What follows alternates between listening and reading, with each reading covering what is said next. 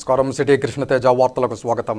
ఇక వార్తల్లోని వివరాలు. ధనుర్మాసం సందర్భంగా శ్రీకాళహస్తేశ్వరాలయంలో సోమవారం నుంచి గౌరీదేవి గొబ్బెమ్మ ఉత్సవం ప్రారంభమైంది. మొదటి రోజు సందర్భంగా శ్రీ జ్ఞానప్రసూనాంబిక అమ్మవారి ఉత్సవమూర్తిని గౌరీదేవి గొబ్బెమ్మ అలంకారంలో పలు విశేష పూజలు నిర్వహించి ధూపదీప నైవేద్యాలు సమర్పించారు. అనంతరం మంగళ వాయిద్యాల నడుమ వేద మంత్రోచ్చారణల మధ్య ఆలయ ప్రాకారోత్సవం, నాలుగుమాడ వీధుల్లో నగరోత్సవం కన్నుల పండువగా నిర్వహించారు. ఈ కార్యక్రమంలో ఈవో బాపిరెడ్డి దంపతులు, AEO Lokesh Reddy, temple superintendent Nagabhushanam, temple inspector Hari Yadav, ఆలయ సిబ్బంది, అధికారులు పాల్గొన్నారు. నేటి నుంచి తిరుమల శ్రీ వెంకటేశ్వర స్వామి వారిని తిరుప్పావై పఠనంతో మేల్కొల్పుతున్నారు అర్చకులు.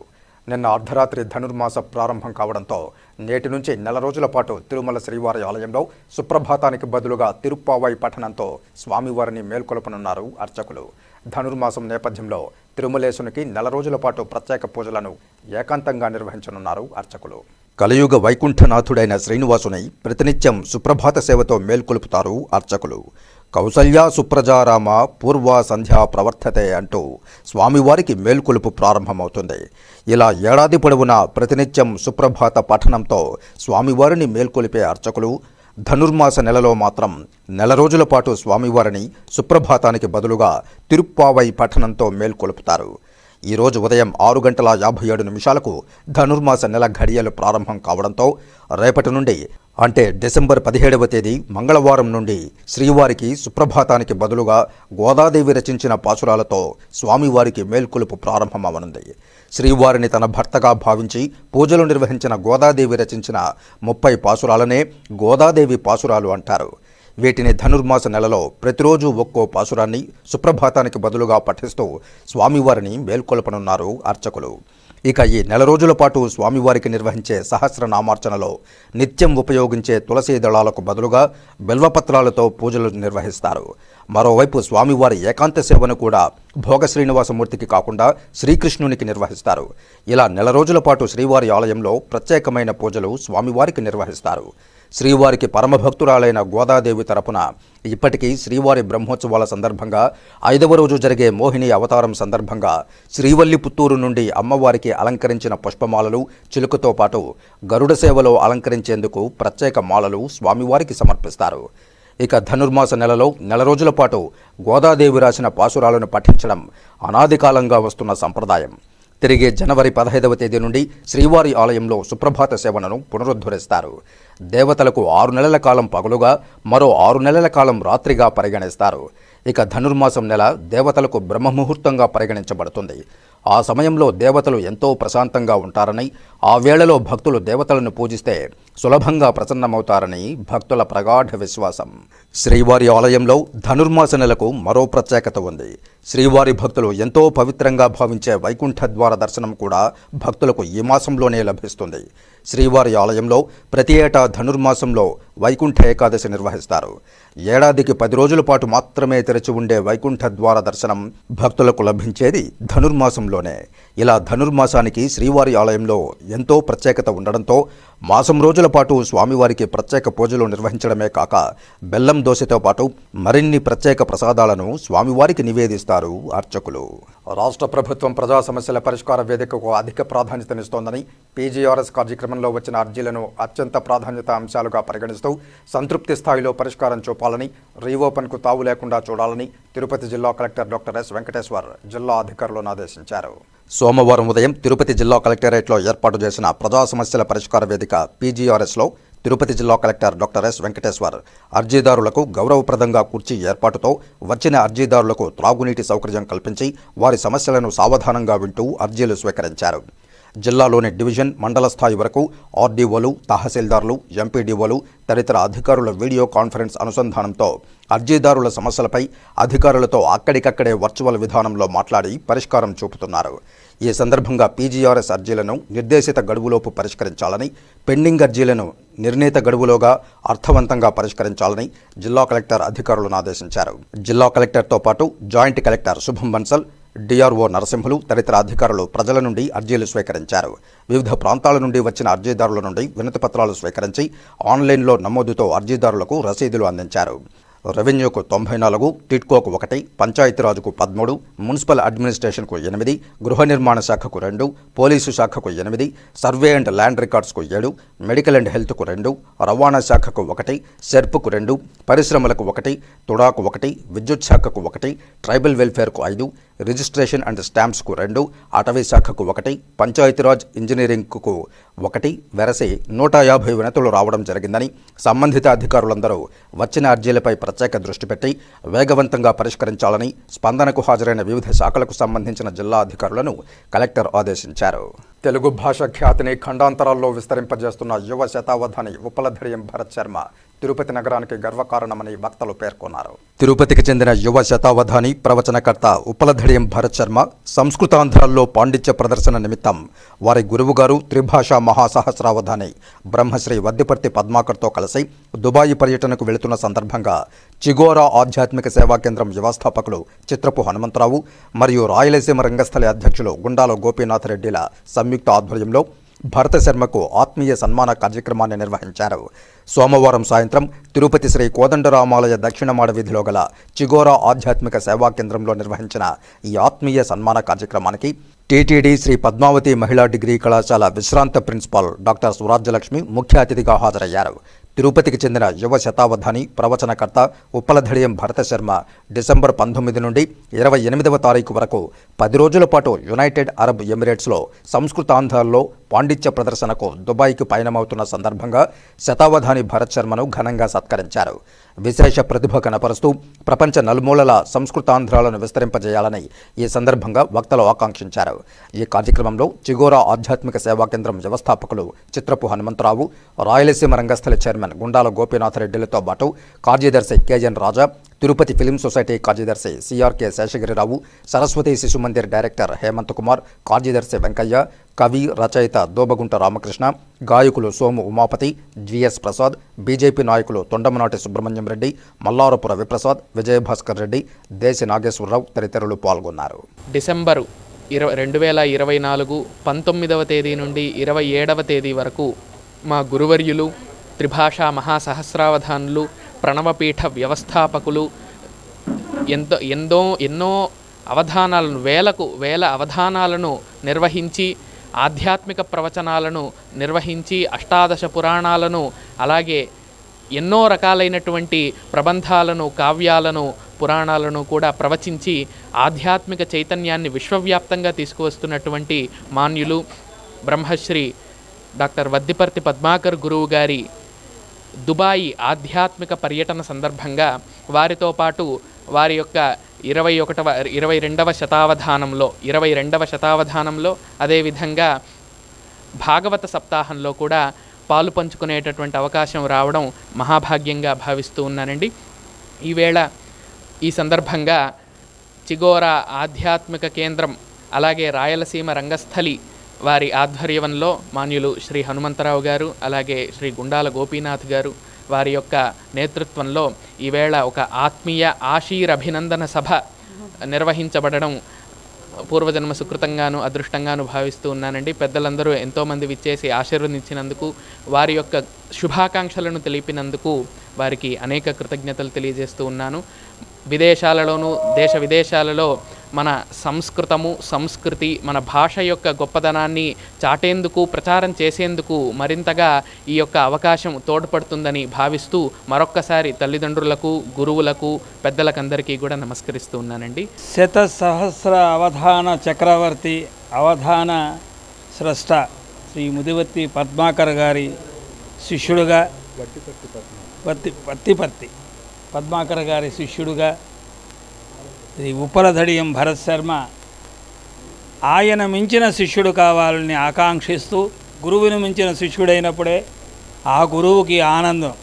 ఎందుకంటే అది అనుభవిస్తున్నా. మా గురువు గారు నాకు 6వ తరగతిలో పాఠాలు చెప్పి నాకు శబ్దమంజరి అప్పుడు చెప్పాలంటే శబ్దమంజరి కుమార సంభవం ఇత్యాది పద్యాలు నేర్పిన ఆయన నాకు ఆ తర్వాత ఎప్పుడో 72కు ముందు 65, 68లో నేర్పిన ఆయన అడ్రస్ కనుక్కొని హైదరాబాద్లో వెళ్ళినప్పుడు ఆ ఆనందం నేను పట్టలేకపోయాను. ఎందుకంటే వాళ్ళ పిల్లలందరికీ చెప్పుకున్నాడు అనమాట. నేను వచ్చి ఆయనకి సన్మానం చేసి మా పిల్లల్ని తీసుకుపోయి చెప్పిన అంత ఆనందం ఉంటుంది. కాబట్టి గురువును మించిన శిష్యుడిగా ఖ్యాతి కందాలని ఖండాంతరాలకు వెళ్ళి ఆయనతో ఈ ప్రవచనాన్ని నిర్వహించడం అనేది అభినందనీయం. మా మిత్రుని కుమారుడిగా వారి తల్లిదండ్రులు కూడా ధన్యులు వారు. కాబట్టి మరింత మంచి కార్యక్రమాలు మంచి వేదికలపై ఆయన ప్రవచనాలు చేయాలని, తిరిగి దుబాయ్లో తన ఈ ప్రవచన ప్రసంగాల కార్యక్రమాన్ని ముగించుకుని తిరిగి విజయవంతంగా రావాలని ఆకాంక్షిస్తూ శతావధాన కార్యక్రమాలు నిర్వహించుకుని తిరిగి ఈ తిరుపతి పట్టణంలో మాచే సన్మానానికి మాకు అనుమతి ఇవ్వాలని వారిని కోరుకుంటూ ధన్యవాదాలు. ప్రపంచంలో 8 వింతలు ఉన్నాయని విన్నాను, కానీ చిన్న వయస్సులోనే ఇతర దేశాలకు కూడా అవధానం అంటేనే ఒక కష్టతరమైనటువంటి విద్య. అటువంటిది చిన్నతనంలోనే 16వ ఏట ఈ అవధాన కార్యక్రమంలో అడుగిడి ఎక్కడికి వెళ్ళినా విజేతగా తిరిగి వస్తూ ఇప్పుడు విదేశాలకు వెళ్ళేటువంటి అవకాశాన్ని కూడా భరత్ శర్మ గారికి కలియుగ వెంకటేశ్వరుడు సకల దేవతలు కూడా తల్లిదండ్రుల ఆశీర్వాదాలతో పాటుగా గురువుగారు ఒక శిష్యుని తీసుకువెళ్తున్నాడంటే ఈ కాలంలో నిజంగా ఇది వింతలకు వింత. కాబట్టి ఆ కలియుగ వెంకటేశ్వర స్వామి భరత్ శర్మకు చక్కని ఘనమైనటువంటి విజయాన్ని ఆయనకు వచ్చేట్టుగా చేసి విజేతగా వచ్చి ఇప్పుడు కాకుండా హనుమంతరావు గారు చెప్పినట్టుగా మంచి ఘనమైనటువంటి సన్మానం మా అందరి చేత పొందాలని కూడా మేము కోరుకుంటున్నాము. చిన్నప్పటి నుంచి చూశాను నేను. చాలా చిన్న వయసులోనే అష్టావధానం గురించి తెలియదు, కానీ నాకు అప్పుడు చాలా మృదంగం వాయించడం లేదు, తబలా వాయించడం లేదు, ఇట్లాంటివి చూశాను నేను. చాలా ప్రతిభ గల చిన్నారి. మేమంతా కూడా చిన్నప్పుడు గొప్ప గొప్ప వాళ్ళ గరికపాటి నరసింహారావు ఇట్లాంటి వాళ్ళ అష్టావధానం చూసాము. చాలా క్లిష్టమైన ప్రక్రియ ఇది. చాలా విద్వత్తు ఉండాలా, చాలా పాండిత్యం ఉండాలా అని ఆలోచించే వాళ్ళము. సో మా చిన్నారి భరత్ ఆ ప్రక్రియని సుసాధ్యం చేసుకున్నారు. సో ఇట్లాంటి ప్రదర్శనలు ఇచ్చారు. ఇప్పుడు ఇక్కడే కాకుండా భారతదేశంలో కాకుండా దుబాయ్లో వెళ్ళి అక్కడ కూడా ప్రదర్శన చేయాలని సంకల్పించారు. సో వారికి మా ఆశీస్సులు ఎల్లవేళలా ఉంటాయి. అష్టావధానం కాకుండా శతావధానాలు చేసే సామర్థ్యం కూడా అతనికి ఉంది. త్వరలో అది కూడా మనము చూడాలని ఆశిస్తున్నాము. తిరుమల శ్రీవారి ఆలయంలో ఆదివారం సాయంత్రం కార్తీక పౌర్ణమి దీపోత్సవం టీటీడీ ఘనంగా నిర్వహించింది. కార్తీక పౌర్ణమి నాడు సాయంత్రం శ్రీవారికి సాయంకాల కైంకర్యాదులు నివేదనలు పూర్తయిన తర్వాత ఈ దీపోత్సవం కనుల పండుగగా జరిగింది. ఇందులో భాగంగా సాయంత్రం 6 గంటల నుండి రాత్రి 8 గంటల వరకు అత్యంత ఘనంగా జరిగిన ఈ కార్తీక పర్వ దీపోత్సవంలో మొదట శ్రీ యోగ నరసింహ స్వామి ఆలయం ప్రక్కన ఉన్న పరిమళం అర దగ్గర 80 కొత్త మూకుళ్లతో దీపాలను వెలిగించారు. తదుపరి వీటిని చిత్ర చామర మంగళ వాయిద్యాలతో ఊరేగింపుగా విమాన ప్రదక్షిణం చేస్తూ ఆనంద నిలయంలో శ్రీవారికి హారతి ఇచ్చారు. ఆ తర్వాత గర్భాలయంలో అఖండం, కులశేఖరపడి, రాములవారి మేడ, ద్వారపాలకులు, గరుడాల్వార్, వరదరాజ స్వామి సన్నిధి, ఒకలమాత, బంగారు బావి, కళ్యాణ మండపం, సభార, తాళ్లపాకార, భాష్యకారుల సన్నిధి, యోగ నరసింహ స్వామి, విశ్వక్సేనులు, చందనం అర, పరిమళం అర, వెండి వాకిలి, ధ్వజస్తంభం, బలిపీఠం, క్షేత్ర పాలకుల సన్నిధి, తిరుమల రాయ మండపం, పూలబావి, రంగనాయక మండపం, మహాద్వారం, వేడి ఆంజనేయ స్వామి, శ్రీ వరాహ స్వామి ఆలయం, స్వామి పుష్కరుని వద్ద సుమారుగా 1000 నేతి జ్యోతులను మంగళ వాయిద్యాల నడుమ వేద మంత్రోచ్చారణలతో ఏర్పాటు చేశారు. కార్తీక దీపోత్సవం కారణంగా టీటీడీ పౌర్ణమి గరుడ సేవను రద్దు చేసింది. శ్రీవారి ఆలయంలో కార్తీక దీపోత్సవ శోభను తిలకించి భక్తులు తన్మయత్వంతో పులకించారు.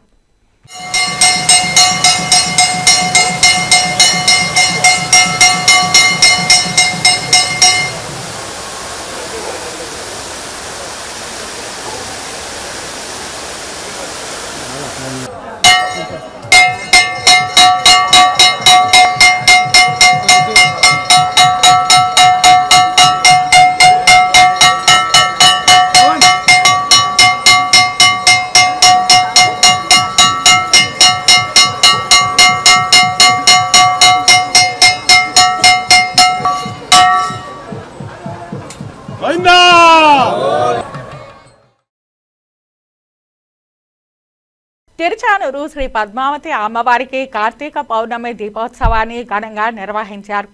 తిరుచానూరు శ్రీ పద్మావతి అమ్మవారి ఆలయంలో కార్తీక పౌర్ణమిని పురస్కరించుకొని దీపోత్సవాన్ని ఘనంగా నిర్వహించారు. ఈ దీపోత్సవంలో భాగంగా శ్రీ పద్మావతి అమ్మవారికి సాయంత్రం ప్రత్యేక పూజలు చేసి అమ్మవారి ఆలయం నుండి ప్రమిద దీపాలను తీసుకొచ్చారు. అర్చక స్వాములు ప్రమిద దీపాలను తిరుమాడ వీధులలో ఊరేగిస్తూ గ్రామంలో గల ముఖ్యమైన కూడళ్లలో దీపాలను ప్రతిష్ఠించారు. ఈ ఊరేగింపులో భాగంగా పద్మావతి అమ్మవారి పుష్కరిణి, రంగనాథ స్వామి ఆలయ పుష్కరిణి సమీపంలో గల వేపమాను, రాగి చెట్టు, సూర్యనారాయణ స్వామి గుడి, గంగొండ మండపం, తిరుచానూరు గ్రామదేవత అయిన గంగమ్మ గుడి వాహన మండపం వరకు దీపాలను ఊరేగిస్తూ ఈ కూడళ్లలో దీపాలను ప్రతిష్ఠించారు. ఈ సందర్భంగా ఆలయ సీనియర్ అర్చకులు బాబు స్వామి మాట్లాడుతూ ప్రతి సంవత్సరం కార్తీక పౌర్ణమిని పురస్కరించుకొని దీపాల ఊరేగింపు చేయడం ఆనవాయితీగా వస్తోందని, అలాగే ఈ దీపాలను ప్రతిష్ఠించడం ద్వారా గ్రామంలోని ప్రజలకు సుఖశాంతులు అమ్మవారి దయ వల్ల కలుగుతుందని భక్తుల విశ్వాసమని తెలియజేశారు.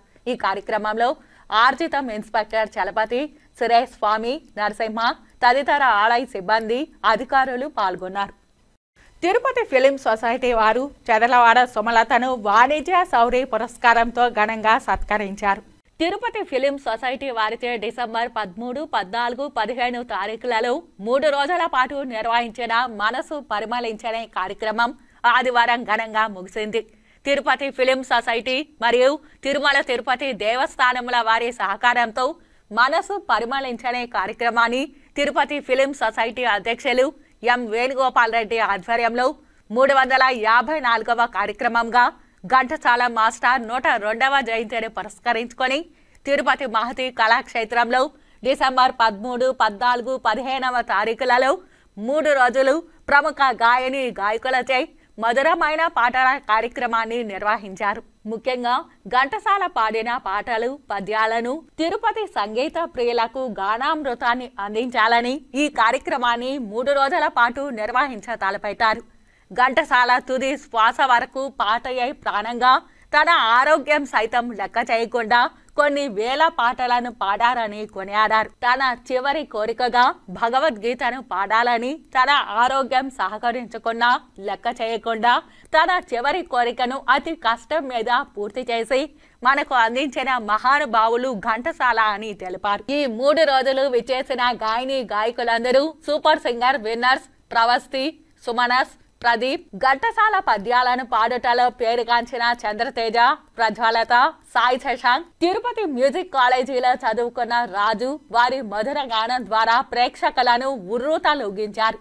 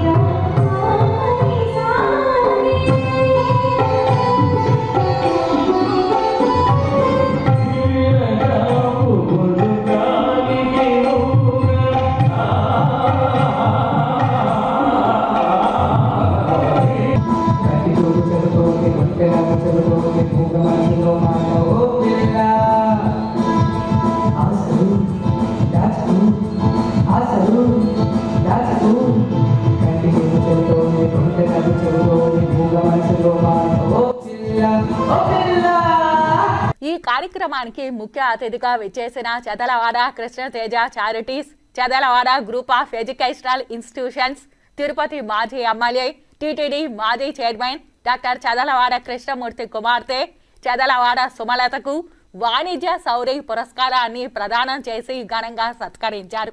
ఈ కార్యక్రమంలో సినీ నటులు ప్రదీప్, ఎమ్మెల్సీ డాక్టర్ సిపాయి Subrahmanyam, SAAP chairman Ravi Naidu, Yodha group chairman BN Yogesh, chairman M Venugopal రెడ్డితో పాటు ప్రెసిడెంట్ వైఎస్ బాబు, కార్యదర్శి సిఆర్కే శేషగిరిరావు, కోశాధికారి యు ప్రసాదరావు, వైస్ ప్రెసిడెంట్ సూర్యుడేని బుజ్జిబాబు నాయుడు, ఎస్ సుబ్రహ్మణ్యం, శాంతావాణి, అనసూయ, వి భాస్కర్, సహాయ కార్యదర్శి గుల్జార్ తదితరులు పాల్గొన్నారు. తెలుగు నాటకం మనది, తెలుగు తేజం మనది, తెలుగు అక్షరాల్లో ఉన్న ప్రతి అక్షరంలో ఉన్న బలం మనది. అటువంటి భాష తెలుగు జాతి మనది, నిండుగాకి మనది.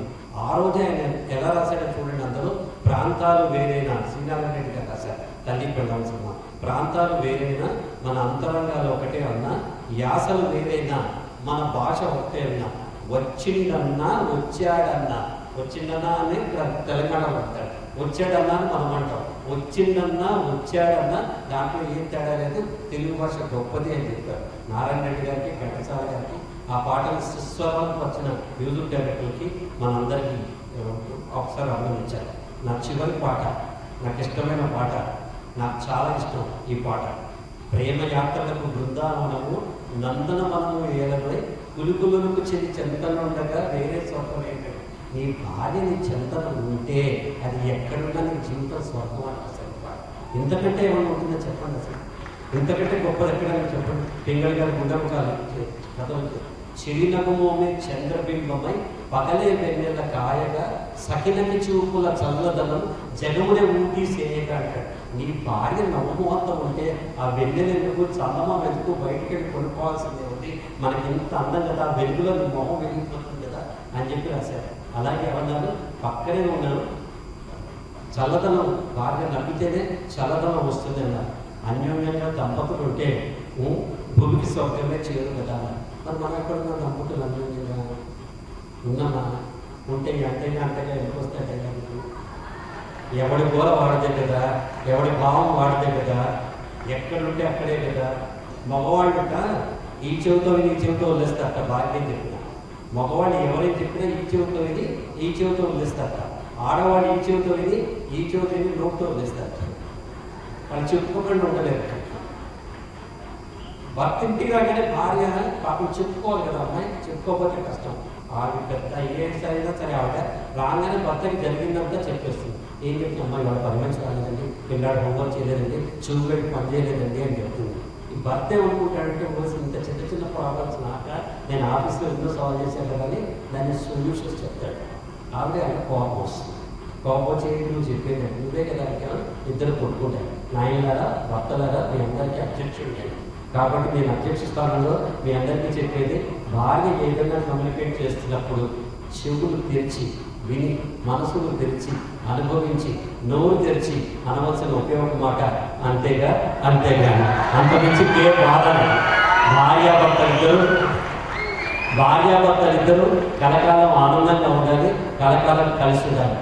నాకు నచ్చిన ఒక కొటేషన్తో, వాళ్ళ పాటల కార్యక్రమం కాబట్టి, ఘంటసాల మాస్టర్ గారి కార్యక్రమం కాబట్టి, నాకు నచ్చిన ఒక కొటేషన్తో నేను మళ్ళీ వెళ్ళాలతో నా దౌర్భాగ్యం. అసలు నేను రేపు షూటింగ్ ఉంది, స్మార్ట్ జోడీ అనే ఒక ప్రోగ్రాంలో నేను నా భార్య ఈ వయసులో పార్టిసిపేట్స్ ఉన్నాం. దాని షూటింగ్ ఉంది తొందరలో. నెక్స్ట్ సాటర్డే సండే మీకు టెలివిజన్లో స్టార్ట్ అవుతుంది.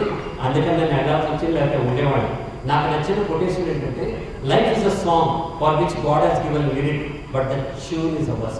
జీవితం అనే పాటకి సాహిత్యాన్ని భగవంతుడు ఇచ్చాడు, సంగీతం మాత్రం మనమే నేర్చుకోవాలి, మనమే చేసుకోవాలి. థ్యాంక్ యూ వెరీ మచ్ బాబు గారు. జాతీయ కళాక్షేత్రం తిరుపతి, తేదీ 15/12/2024. జన్మించాము స్వేచ్ఛ భారతావనిలో, చదరవాడ వారి ఇంట దివ్య తేజముగా పెరిగినాము జనని వెంకట సుబ్బమ్మ గారాలవడిలో అపర పరమేశ్వరిగా. నేర్చినాము సకల విద్యలెల్లా, 7 కొండల వెంకన్న పాదాల చెంత వాగ్దేవి వారసురాలిగా. నిలిపినాము జనకుడు కృష్ణమూర్తి ఖ్యాతిని దశ దిశల అభినవ దుర్గాదేవిగా. అందుకున్నాము ఆ తిరుపతి ఫిలిం సొసైటీ వారి వాణిజ్య శౌర్య బిరుదమును.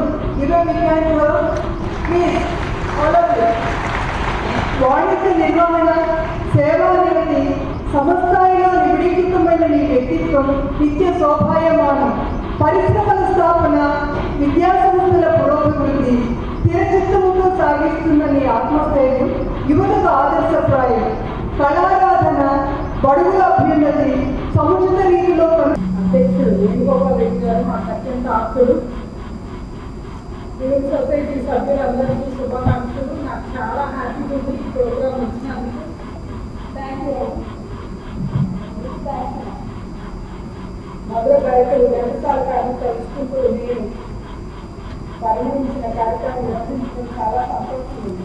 ఘంటసాలకు మన మధ్య లేకపోయినా వారు ఆలోచించిన అనేక మధురమైన పాటలు, భగవద్గీత శ్లోకాలు చాలా హ్యాపీగా ఉంటాయి. విన్నప్పుడు ఘంటసాల గాత్రాన్ని స్ఫూర్తిగా తీసుకొని నేటి యువ గాయకులు తిరుపతి ఫిలిం సొసైటీగా ప్రోత్సహిస్తూ ఉండడం గొప్ప అవకాశం. ఘంటసాల వారి విగ్రహానికి కావాల్సిన ఏర్పాట్లు మన సొంత ఊళ్ళో తిరుపతి ఫిలిం సొసైటీ కలిసి నిర్మించడానికి సహకరిస్తామని సందర్భంగా తెలియజేస్తున్నాం. తిరుపతి ఫిలిం సొసైటీ ఉన్న కార్యక్రమాన్ని నిర్వహించాలని మనస్ఫూర్తిగా కోరుకుంటూ సెలవు తీసుకుంటున్నాను. నమస్తే. నేను చదవాలి కృష్ణమూర్తి గారి పెద్దమ్మాయి. నమస్తే. సెక్రటరీ సొసైటీ ఇచ్చేసిన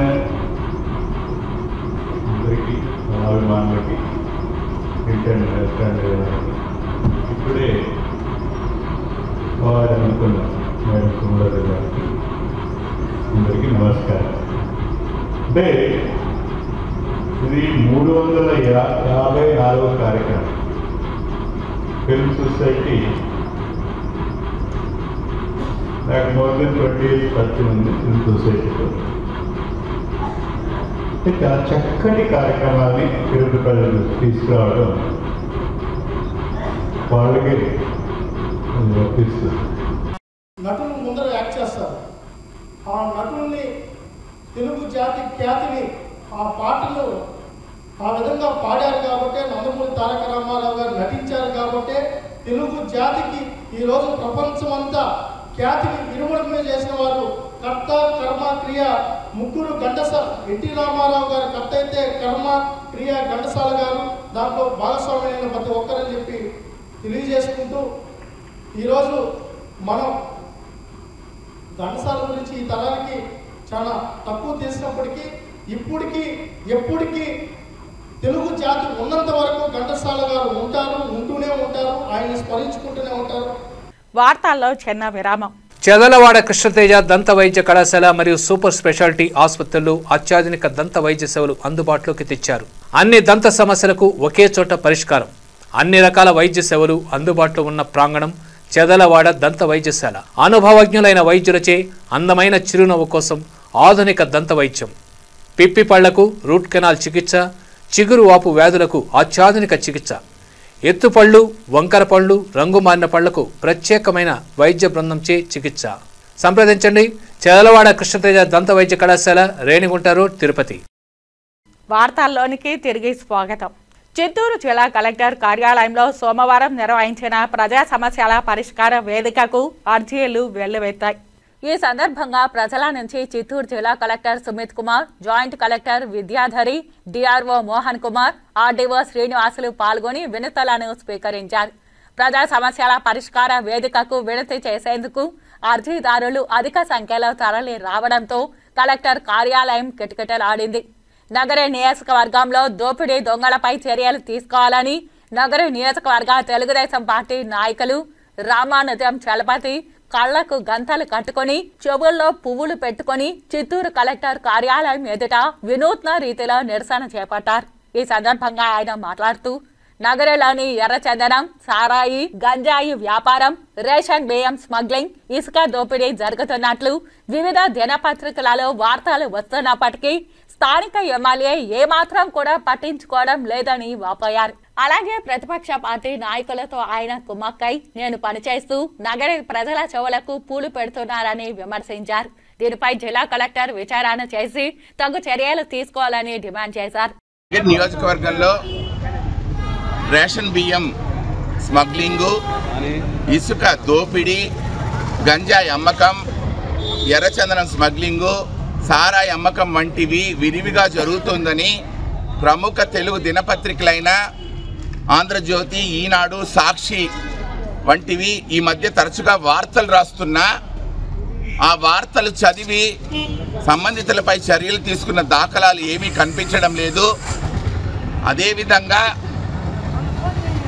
తిరుమల కొండకు వెళ్ళి చంద్రబాబు నాయుడు గారి పైన, లోకేష్ పైన, పవన్ కళ్యాణ్ పైన తీవ్రమైన విమర్శలు చేసే మా నగిరి ప్రతిపక్ష ఎక్స్ఎమ్మెల్యే కూడా ఈ విషయాలపై మాట్లాడకపోవడం, నోరు తెరకపోవడం దారుణం. అదేవిధంగా పాలక పార్టీ ఎమ్మెల్యే కూడా వీళ్ళ మీద చర్యలు తీసుకోమని చెప్పకపోవడం దారుణం. వీటి వెనుక దాగిన మర్మం ఏమిటో, రహస్యం ఏమిటో నగర ప్రజలకు తెలియాలి. వీరిపై గౌరవ కలెక్టర్ గారు, గౌరవ ముఖ్యమంత్రి గారు సమగ్ర విచారణ చేసి చర్యలు తీసుకోవాలి.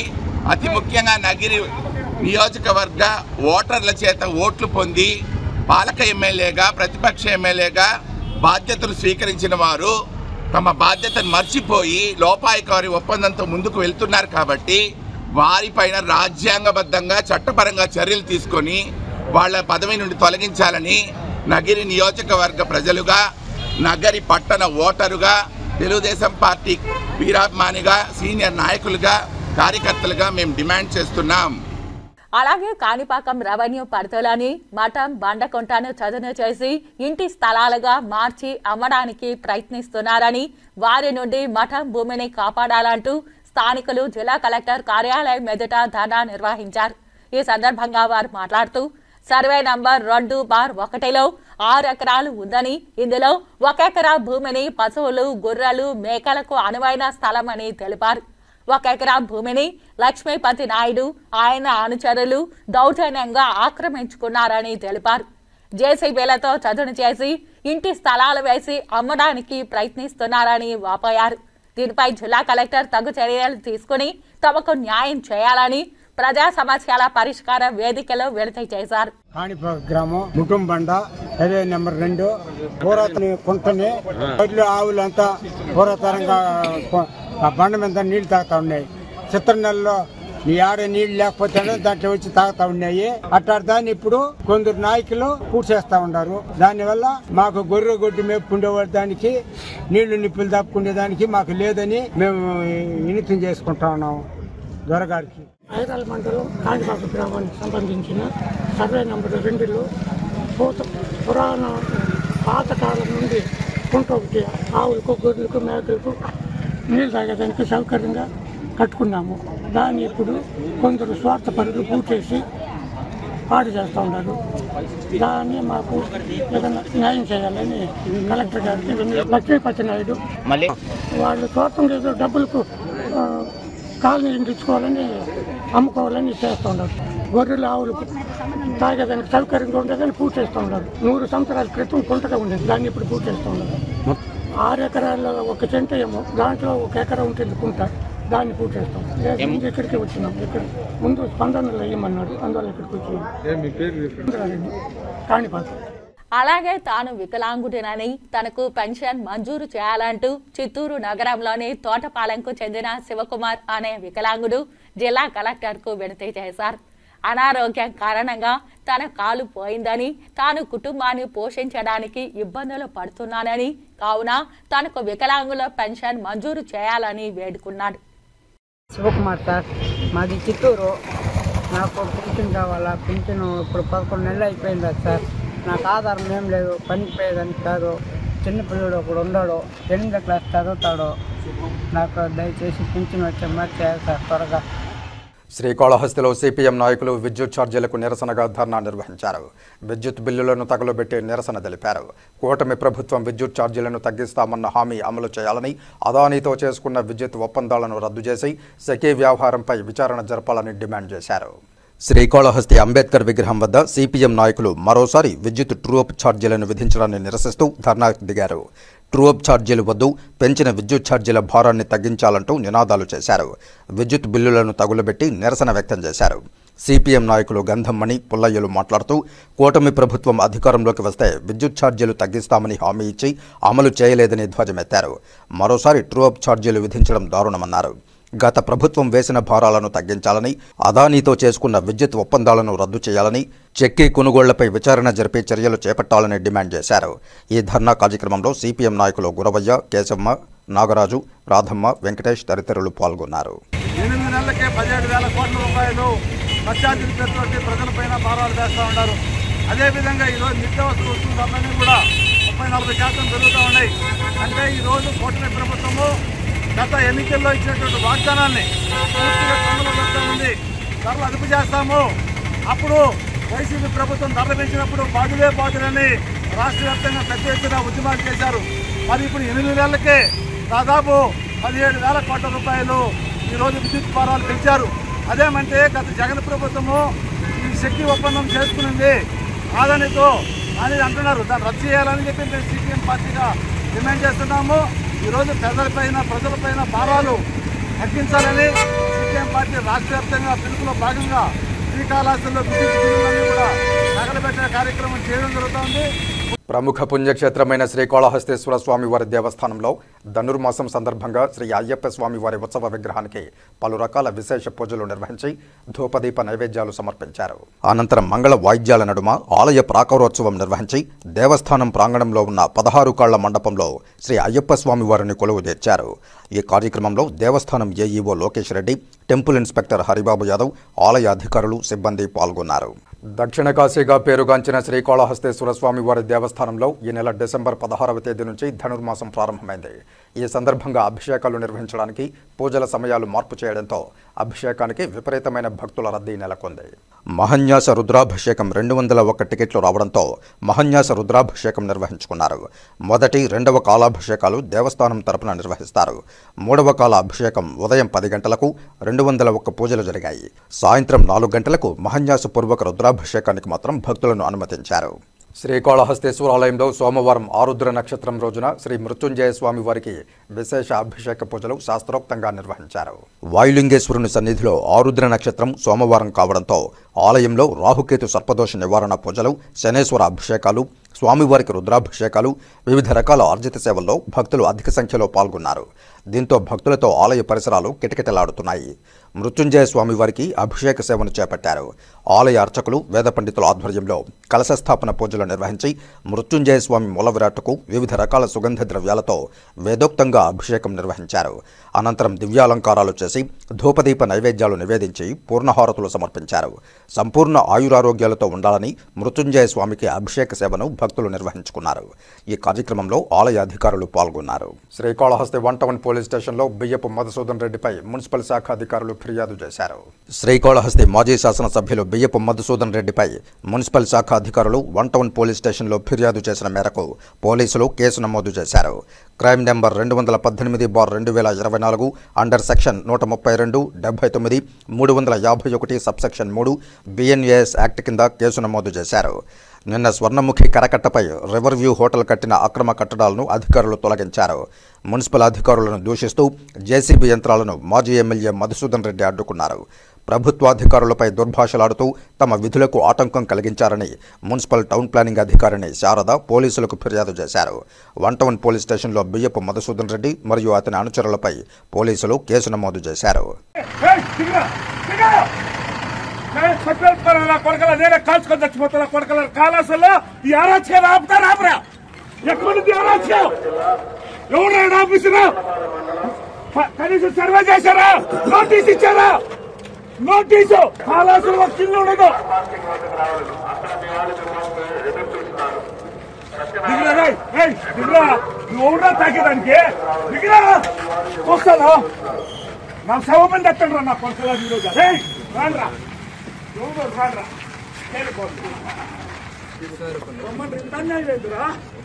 ఏమరా సర్వే చేయకుండా నోటీస్ ఇచ్చారా? రేపు సర్వే చేసి జాబ్ పోతుంది. సర్వే జాబ్ ఉండదు. సర్వే చేసి ఆఫీసర్స్ ఈ రాజకీయ నాయకులు ఏదో చెప్తారు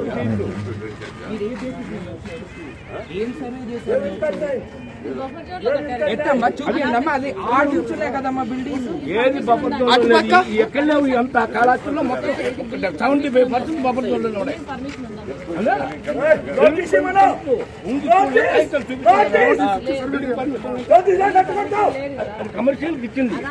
ఈ వార్తలు ఇంతటితో సమాప్తం. నమస్కారం.